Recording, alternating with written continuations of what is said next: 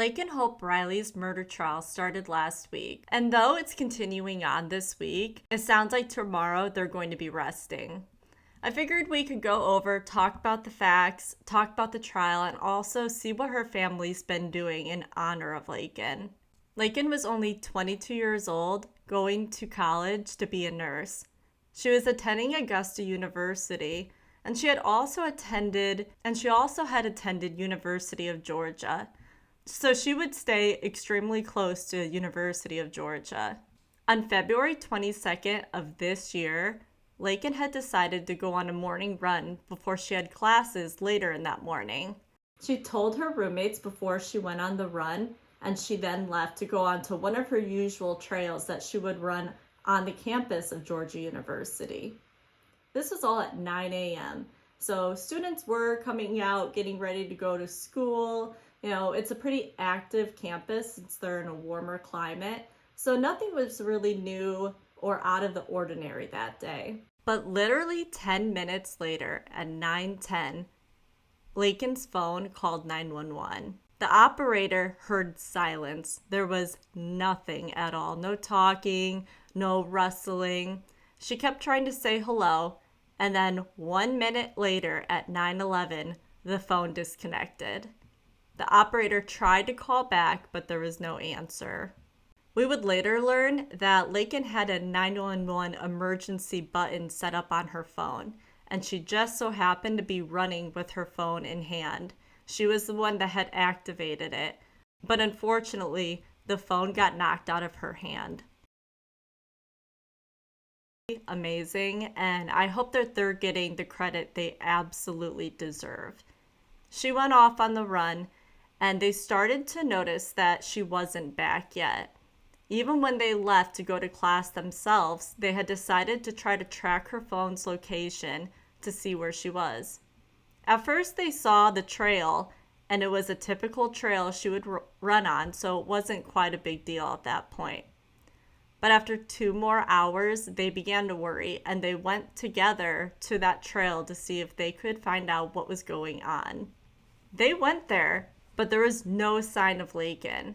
They did find one AirPod laying in the ditch. They ended up grabbing it and taking it back to their apartment and calling the police. Just for them to watch her location, be checking up on her, and really trying to watch out for her. I mean, they're still so young, early 20s. They have their own responsibilities. They have class. They probably have jobs. And just in general, a life.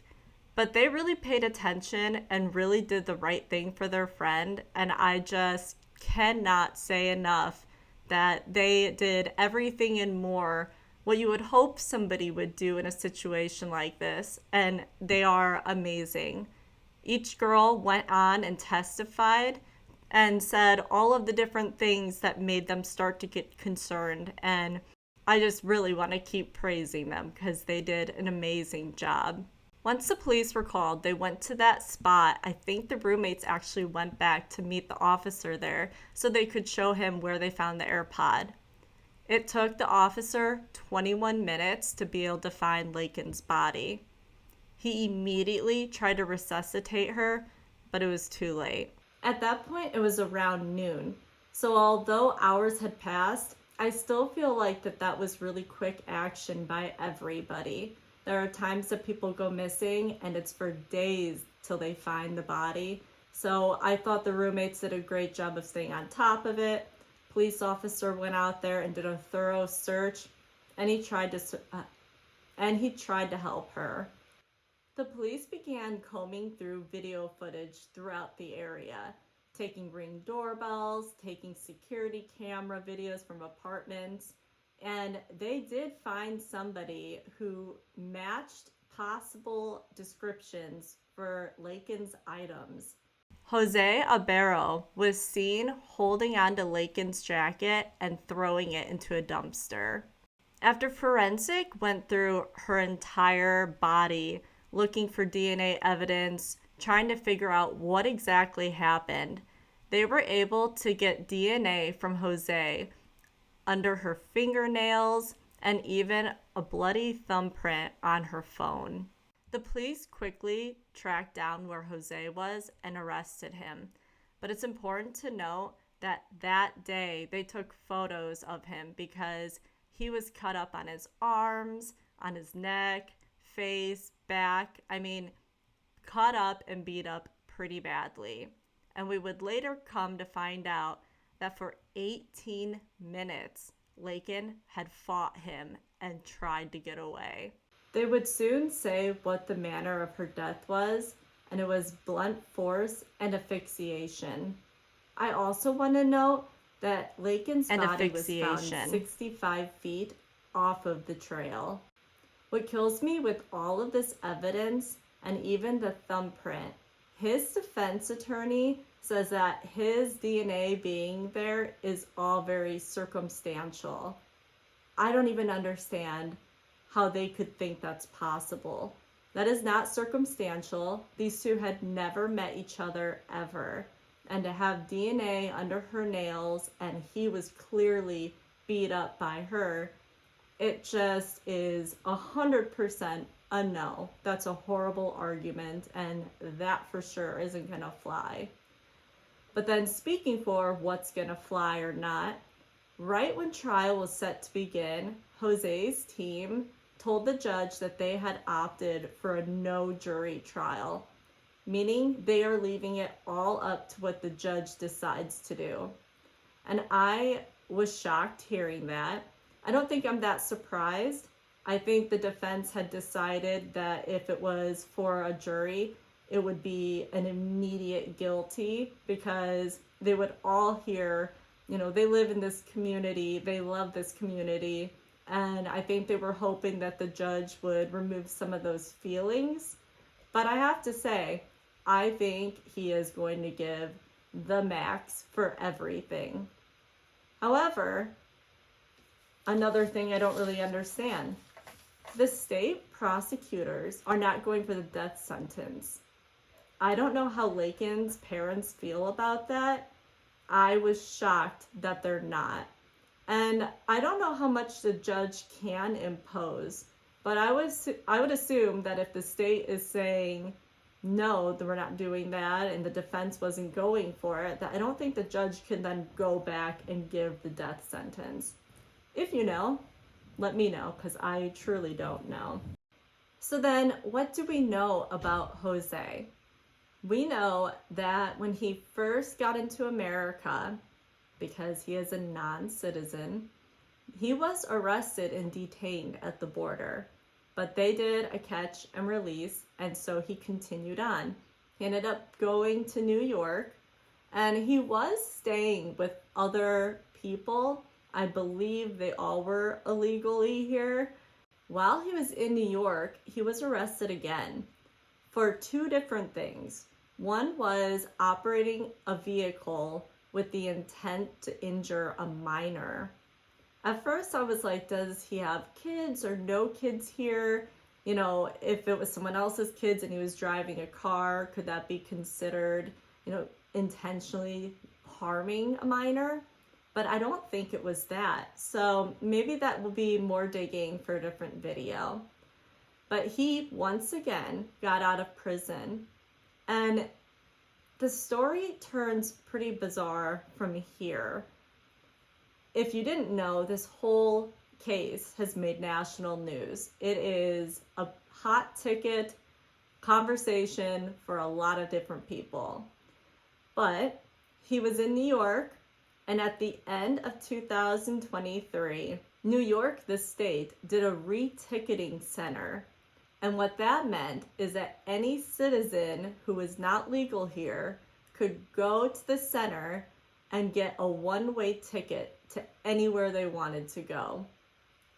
Yes, not even just in the US. If you wanted to go somewhere else, time to go to Poland, you're going to Poland. You want to go to Sweden, you're going to Sweden. It was the whole world. And what we do know about that is one of the other illegals that were here ended up testifying to this and talked about how that is how Jose landed there. He thought that there would be work there for him. That was rumored to be true. So he decided to go. And this roommate of his that testified did as well. That was literally almost 3 months or less leading up to this murder. I am curious to know what day exactly he got there. What if it was only a matter of weeks and he used that and this happened? It's pretty upsetting. Obviously, like I said, this is a very divisive thing at the time, but my heart really goes out to her parents. I couldn't stomach watching a lot of this trial and just really feeling for her family. Keep in mind that Laken had 3 other siblings and then her parents. And it is a massive loss for a lot of family members, just devastating. And I really feel for the parents and the children. I just can't imagine something like that happening and the massive amount of grief and devastation. It truly breaks my heart. Laken's parents had set up a GoFundMe account. It is still up if you're interested in contributing to them. They said it was for funeral costs. They want to do some sort of big memorial to remember her. But they're also interested in doing something with schooling because she was a nursing student and that was a big priority, a big deal for her. So they are trying to put together a scholarship in her name. And I think that's so fitting. I really hope also, because these parents have been so proactive, I hope they're the type of parents that can reach out to some of these other groups. There's so many people who have gone through things like this and they kind of help each other and uplift each other, but they also then turn around and do things to help their community and help other families, just keeping other people safe too. And I think that's wonderful, and I want to support people like that. So like I said, I brought up the GoFundMe, and if they end up doing anything with charity, which is what I see them doing, I will definitely do an update on that because Laken's memory deserves to live on, and all the work her parents are doing deserves to be shown through. One of the things that they had already done just months after Laken was murdered was they made the Laken-Riley Act, and they presented it for the House, and the House approved it. And basically what the act says is that if a non-US citizen is arrested for like burglary, arson, there's several other things, that they have to go to jail. They just can't be released like that. It's kind of like once an offender for very bad things, then you don't get the opportunity to get out and commit an even worse offense, which I feel like that should be for everybody. But there are so many times lately that we are finding out that people have gotten out. The people that were suffering from these people weren't told that their person that they're trying to avoid is out of jail. And even there was a story of a girl in Texas, this happened, and the jail didn't tell her that night. And the very next morning, this ex-boyfriend drove all the way there and he murdered her. And it was just a failure after failure, and people not serving the time deserved. And it just breaks my heart because bad things can happen if you skirt around some of the laws and things don't get treated in a very well-mannered way.